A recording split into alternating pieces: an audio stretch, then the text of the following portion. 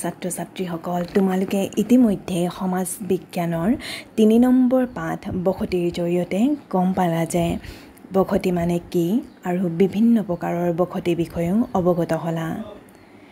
তোমালোকে গম পালা বসতি ঘাইকৈ গ্ৰাম্য আৰু নগৰীয়া এই দুই ভাগত বিভক্ত হৈ থাকে আৰু গ্ৰাম্য আৰু নগৰীয়া বসতিৰ মানুহৰ মাজত জীৱন ধাৰণৰ প্ৰণালী সামাজিক তথা সাংস্কৃতিক ৰীতি নীতিৰ ক্ষেত্ৰতো আমি পাৰ্থক্যতা দেখা পোৱা যায়। আজি আমি পঢ়িম গ্ৰাম্য বসতিত জীৱন ধাৰণৰ বৈশিষ্ট্য কেনেকুৱা, অৰ্থাৎ গ্ৰাম্যাঞ্চলত বসবাস কৰা লোকসকলৰ জীৱন ধাৰণৰ প্ৰণালী কেনেকুৱা, ইয়াৰ উপৰি নগৰীয়া বসতিত জীৱন ধাৰণৰ বৈশিষ্ট্য কেনেকুৱা।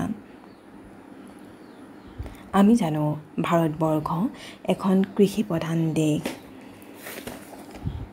আৰু মানুহৰ অঘৰী যি জীৱন যাপন কৰিছিল তাৰ পৰিৱৰ্তন ঘটিছিল একমাত্ৰ কৃষি কাৰ্য আৰম্ভ হোৱাৰ লগে লগেহে, অৰ্থাৎ কৃষি কাৰ্যকে মূল ভিত্তি হিচাপে লৈ মানুহে স্থায়ীভাৱে বসবাস কৰা আৰম্ভ কৰে। গ্ৰাম্য অঞ্চলৰ প্ৰায় ৭৫% বা ততোধিক লোক কৃষি কাৰ্যত জড়িত হৈ থাকে আৰু অন্যান্য লোক কিছুমান সৰু সুৰা ব্যৱসায়ত নিজকে নিয়োজিত কৰি ৰাখে। তেওঁলোকে খেতি বাতিৰ উপৰিও ঋতু অনুযায়ী হোৱা ধান, মৰাপাট, সৰিয়হ, তিল হওক বা বিভিন্ন শাক পাচলিৰ খেতি কৰে। খেতি কৰাৰ উপৰিও তেওঁলোকে নিজকে মাছ মৰা হওক, মাটিৰ বাচন তৈয়াৰ কৰা, জীৱ জন্তু পোহা আৰু সৰু সুৰা ব্যৱসায় ইত্যাদি মাধ্যমেৰে জীৱন নিৰ্বাহ কৰে। যদি আমি দ্বিতীয়টো পইণ্ট চাওঁ তেন্তে আমি লিখা আছে যে অসমৰ কৃষি এতিয়াও প্ৰকৃতিৰ ওপৰত নিৰ্ভৰশীল, অৰ্থাৎ গ্ৰাম্য অঞ্চলত যিসকল কৃষি কাৰ্যত নিয়োজিত হৈ আছে তেওঁলোক এতিয়াও কৃষিৰ বাবে প্ৰকৃতিৰ ওপৰতেই নিৰ্ভৰ কৰিবলগীয়া হয়, কাৰণ বেছিভাগ গ্ৰাম্য অঞ্চলত দেখা যায় এতিয়াও উন্নত কৃষি প্ৰণালীৰ প্ৰয়োগ হোৱা নাই।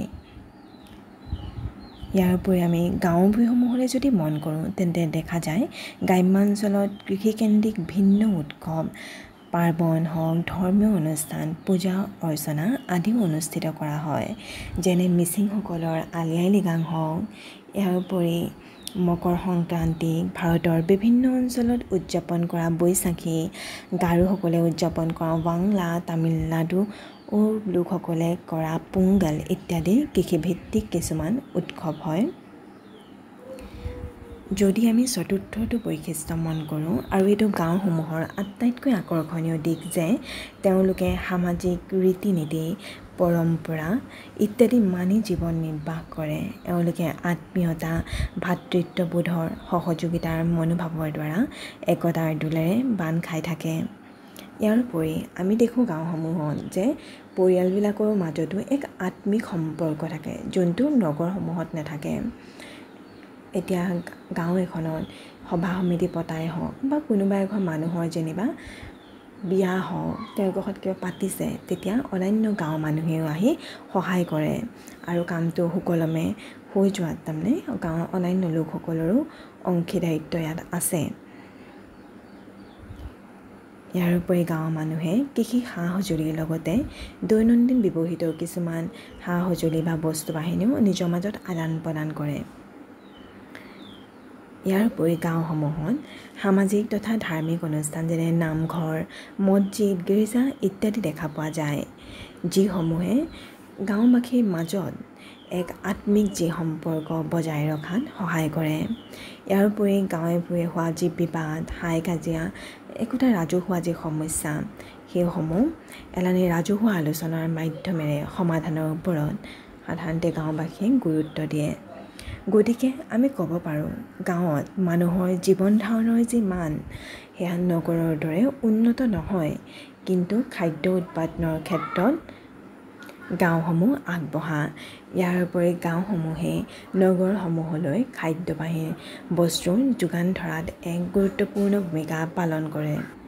যদি আমি এতিয়া নগৰীয়া জীৱন ধাৰণৰ বৈশিষ্ট্যসমূহলৈ মন কৰোঁ তেন্তে আমি দেখা পাম নগৰীয়া বসতিৰ মূল কেন্দ্ৰবিন্দুৱে হৈছে ব্যৱসায় বাণিজ্য, শিল্প উদ্যোগ ইত্যাদি।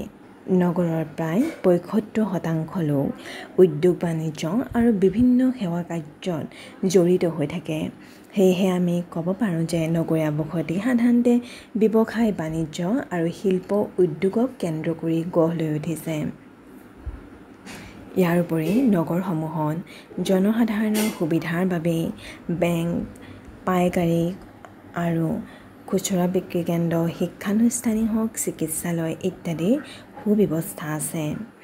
ইয়াৰ উপৰি নগৰত শিক্ষানুষ্ঠান, উদ্যোগ, কল কাৰখানা, চৰকাৰী বেচৰকাৰী কাৰ্যালয়বোৰ যথেষ্ট পৰিমাণে আছে, য'ত মানুহে নিয়োগৰ সুবিধা পাইছে আৰু যাৰ ফলতে মানুহে নিয়োগৰ সুবিধা পোৱাৰ লগতে মানুহে নিজৰ জীৱন ধাৰণৰ মানদণ্ড উন্নত কৰিবলৈ সক্ষম হৈছে। নগৰত আমোদ প্ৰমোদনৰ বাবে নাটঘৰ আছে, কথাছবি ঘৰ আছে, চিৰিয়াখানা আছে, উদ্যান আছে, খেলপথাৰ ইত্যাদিৰো সুবিধা আছে, যিসমূহ মানুহৰ মনোৰঞ্জনৰ এক থল হয়, য'ত মানুহে আজৰি বা অৱসৰৰ সময়ত বিনোদন কৰিব পাৰে। নগৰত আমি পৌৰ নিগম দেখোঁ, নগৰপালিকা দেখোঁ। ইয়াৰ উপৰি স্থানীয় যিসকল প্ৰশাসন ব্যৱস্থা থাকে, এইসমূহে নগৰীয়া বসতি হওক, যাতায়াত, যান বাহন ইত্যাদি সুস্থ পৰিচালনাতো সুবিধা কৰে। অৱশ্যে আমি দেখা পাওঁ যে বৰ্তমান সময়ত নগৰত যিহেতু সা-সুবিধাৰ পৰিমাণ অত্যাধিক, চবেই গ্ৰাম্য অঞ্চলৰ লোক নগৰত প্ৰৱেশ কৰিবলৈ ধৰিছে। ইয়াৰ ফলত কি হৈছে, নগৰত তাৰমানে জনসংখ্যা বৃদ্ধি পোৱাৰ ফলত ইয়াত মানুহৰ বাসস্থানৰ বাবে ঠাই নাটনি হৈছে। জনসংখ্যা বৃদ্ধিৰ ফলত প্ৰয়োজনীয় যি সামগ্ৰী সেয়াও চাহিদা বৃদ্ধি পাইছে, ফলত বস্তুৰ দাম বাঢ়িছে আৰু অধিক উপাৰ্জনৰ স্বাৰ্থত নগৰীয়া মানুহে বিভিন্ন কাম কাজত ব্যস্ত থাকিবলৈ বাধ্য হৈছে। ইয়াৰ উপৰি এক নিবনুৱা সমস্যাও দেখা দিছে ইত্যাদি। এইসমূহে হৈছে গ্ৰাম্য আৰু নগৰীয়া জীৱনৰ মূল বৈশিষ্ট্য।